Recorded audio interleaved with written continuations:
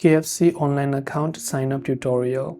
If you want to create an account on KFC app or your online account so that you can order KFC quite easily, what we do is we launch the KFC app. So download the KFC app from your app store, and when you've done that, you can say sign in or create account. If you have an account, you can tap on sign in, but if you don't, you can tap on create account button.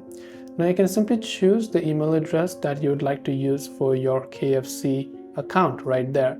So let me go ahead and then enter a certain email address of my choice over here. Then once I've entered by the way, make sure that you have access to this email because it might send codes and also later on. So I can tap the login or sign up button.